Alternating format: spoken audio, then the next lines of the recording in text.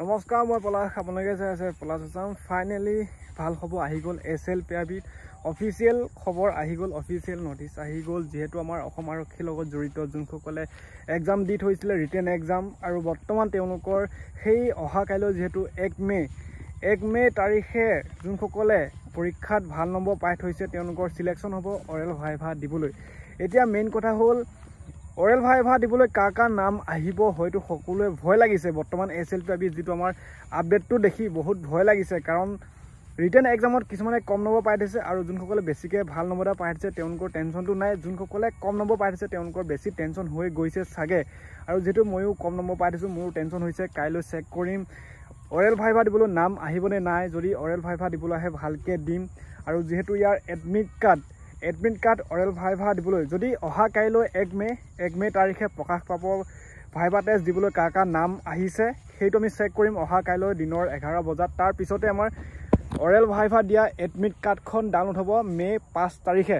তো 5 মে তাৰিখে oral viva দিবলৈ এডমিট কাৰ্ড ডাউনলোড হ'ব। লগতে যিটো আমাৰ অৰেল ভাইভা ডেট 9 মে তাৰিখৰ পৰা ষ্টাৰ্ট হ'ব অৰেল ভাইভা। আমাৰ যিটো আমাৰ প্ৰেক্টিকেলি মৌখিক সুধিব আৰু সেইটো ষ্টাৰ্ট হৈ গ'ল। যিহেতু মই আপডেটবোৰ দি আছিলোঁ, এইকেইদিনৰ ভিতৰতে ভাল খবৰ এটা শুনিবলৈ পাম। SLPIBত খুব কম দিনতে আপডেট আহিব, ভাইভাৰ কাৰণে সাজু হৈ থাকা বুলি মই কৈ আছিলোঁ, আপডেটবোৰ দি আছিলোঁ। এতিয়া ফাইনেলি সেইটো হৈ গ'ল। মই যিবিলাক আপডেট বা মই শ্বেয়াৰ কৰোঁ, তো সেইবিলাক মই আনৰ পৰাও মোৰ লগৰ চিনাকি অসম আৰক্ষীৰ লগত জড়িত সেইবিলাক মই কণ্টেক্ট কৰি মই মোৰ চেনেলত পলাশ আছাম ইউটিউব চেনেলত মই মানে আপডেটবোৰ দিওঁ বা আপলোড কৰোঁ মই ভিডিঅ'বোৰ। আৰু সেয়েহে এতিয়া বৰ্তমান SLPIBত তৎক্ষণাত আহি গ'ল। কম দিনত বুলি কৈ আছিলোঁ, ঘপকৈ আহি গ'ল।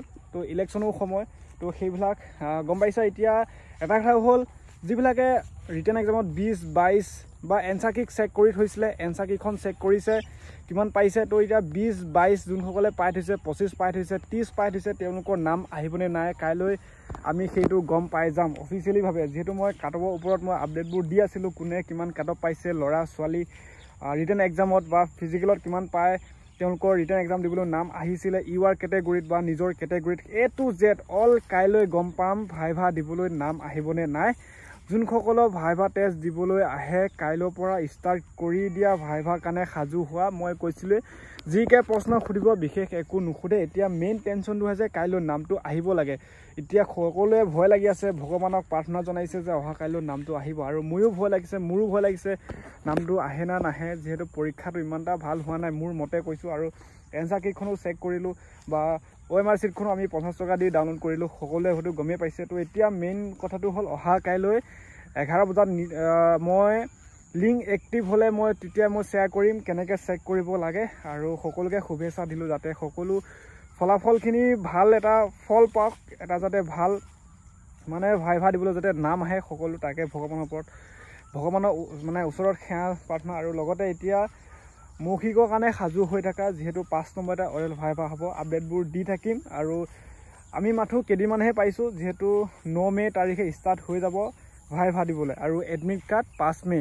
এতিয়া গম পালা নহয়, মই যিবিলাক আপডেট দি আছোঁ সেইবিলাকত যোনসকলে নিগেটিভ কমেণ্ট কৰি আছিলে এতিয়া পাইছে, হয়তো তৎক্ষণাত হৈ গ'ল। তো ভাইভাৰ কাৰণেও ইমান সময় দিয়া নহ'ল। তো কাইলৈ কাৰ নাম আহে, সেই এক্সামত 20, 22 কাটঅফ কিমান যাবনে, নে 30 প্লাছ যাবনে, কিমান যাব কাইলৈ জানিম। তো এইকেইদিন মই যিবিলাক আপডেট দি আছিলোঁ এতিয়া বৰ্তমান শেষ হ'লে। এতিয়া অৰ্থাৎ অহা কাইলৈ 1 মে, কাইলৈ দিনটো ৱেইট কৰোঁ, কাইলৈ দিনটো কেনেকুৱা যায়। আৰু যোনসকলে অসম আৰক্ষীৰ লগত জড়িত হৈ আছে, ভাল ফল হ'লেও ভালে কথা, বেয়া ফল হ'লেও হাৰ মানিব নালাগে, সকলোৱে আকৌ ষ্টাৰ্ট কৰিব লাগে।